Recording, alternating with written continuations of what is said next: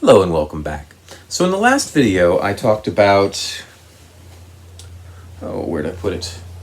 This saber right here, the Copper Weave Obsidian Cree from Bendu Armory.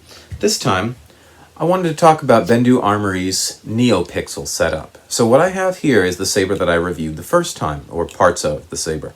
This is still an Obsidian, so it's the same model as the other one. This is a red weave, so instead of a copper weave, we've got red accents. But the insides of this are the same design and the same idea as that one, but with a different installation. This is a Sentinel Chassis Neopixel setup.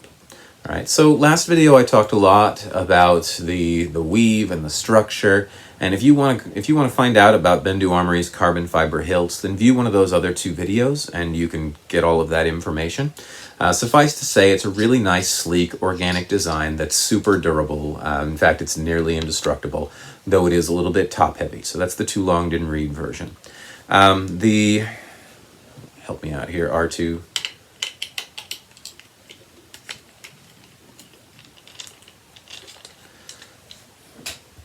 The Neopixel setup differs a little bit from the Cree, well, because it's Neopixel. So let's get that Cree out.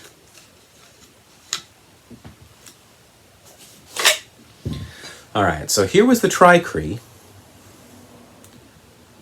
18650 battery, CFX board, nice speaker, Cree setup, aux button, activation button, steel tip, nylon chassis. All right, there we go. This is the Neopixel version. And you'll notice very, very, very similar. Completely the same design, except for the fact installed with Neopixel. So, let's talk about what's different. With the Neopixel ones, they give you a high draw battery. Now, Neopixel is a battery hog, and it's going to drain your battery, especially if you have all the bells and whistles going. That's why a lot of good installations of Neopixel use a different battery when they sell you a Neopixel saber. They use one that's going to last a little bit longer and be a little bit more friendly with the massive draw on a Neopixel. Last time I talked about the activation area up here being the only area that's susceptible to wear and tear. In this saber, you can see that a little bit along the outside here. There's some wear and tear from this area coming in contact with things, whereas the saber won't dent, this area does, but it's basically weathering. Here we have the crystal focus board, USB, SD card, bass speaker, high draw battery, activation button, auxiliary button, steel tip, nylon chassis. All right, so let's plug this bad boy in and see what you get here.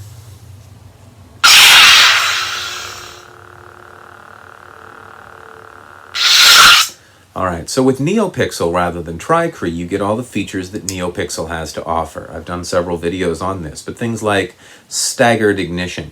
Staggered power on and staggered power down. You also get animations. When I turn this thing on right now, I actually have it set up to a candy cane blade, so it's hard to see what you're hard to see it on the video.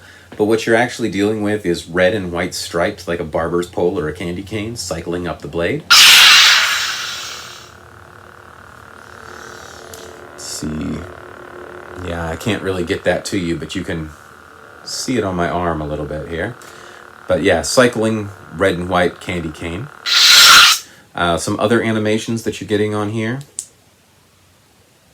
Oh, there's a battery indicator, by the way.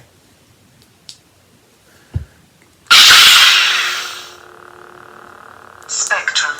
Okay, the Neopixel setup comes set up with Spectrum for the CFX, which means if I enter the Spectrum menu, I can change the color of the blade by rotating the blade. I can also change the blade style by holding down the aux button while in Spectrum mode. Blade profiles. Alright, so here's a flicker, slower flicker, cycling. This is red and blue at the moment. Okay, sort of a gradient cycle. It's pulsing up with a different color. Another flicker.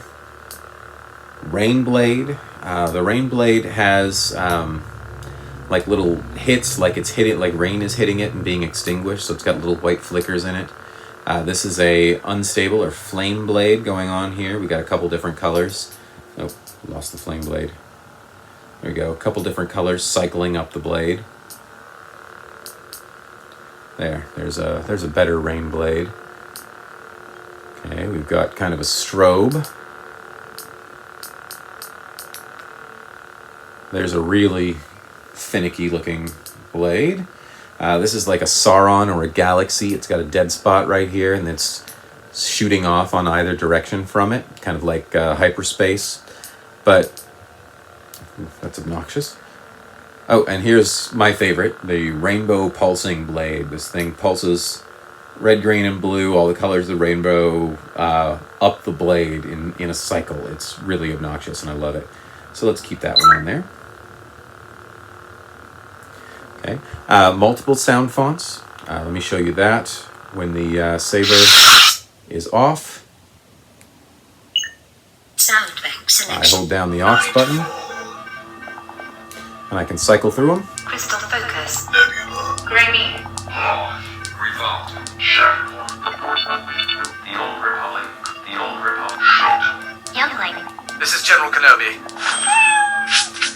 Alright, so those are all the standard stock fonts on the CFX board. This one's my favorite because it's so ridiculous. This is a cat font. To save it, I just hold down.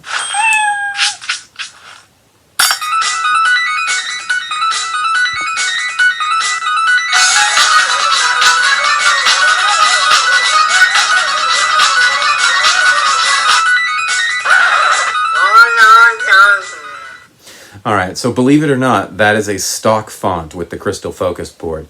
But anyhow, so the Neopixel gives you all of those obnoxious animations and all that other wonderful stuff.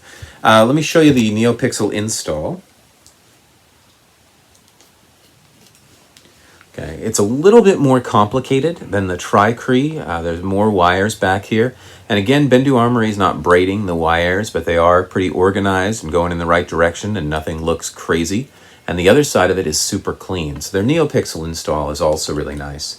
One of the stars of this is their Neopixel Blades, though.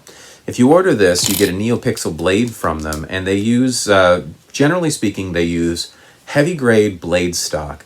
They use a good Neopixel setup, Plector Pixel pads. I did a video on these recently where I opened this up. Let me see if I can get into this. You guys always give me crap about my fingernails.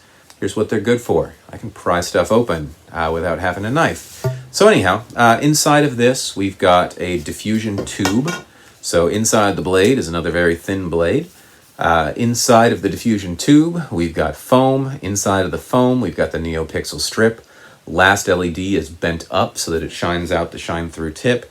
And we have a very well put together Neopixel blade, which is great considering that they only charge like 100, low hundreds for their blades, as opposed to the 160, 170 that you're going to get for exactly the same thing in a lot of places. So their blades are real reasonably priced. But at any rate, really good quality Neopixel blade comes with this thing. If you want it in any sort of different size or different grade, you just ask them for it, but by default it's going to come in a heavy grade blade. It's going to be 36 inches. Put it in the order notes if you want it shorter or longer. They'll make it up to 40. They'll make it as small as you want. You don't get a price difference on that. So if you want a 28-inch blade, it's going to cost you the same as a 36-inch blade. But you get a pretty decent blade for it. So, Neopixel setup, high draw battery, CFX, Sentinel chassis, the shorter type. I mentioned this in the last video, but they are currently not making the longer ones with the crystal chamber in them because they haven't figured out how to do that yet, or they haven't adapted yet to do that with the CFX board. Smooth swing, really nice features for a saber, really durable, and with all of the bells and whistles of the ridiculous Olong Johnson cat voice that can cycle rainbows for you. So, if that's not a bell or whistle, I don't know what is. So this is the Neopixel Obsidian, or well, it was an Obsidian sleeve that I had in it, but this is the Neopixel chassis, Sentinel chassis from Bendu Armory, and this is what you get. All right, if this video has been of interest to you, join me back next time. I want to talk about the Bendu Armory blades a little bit all by themselves, and then from there we're going to go into the the brand new Revan saber that came out. So that'll be coming right up here pretty soon too. So stay tuned for those.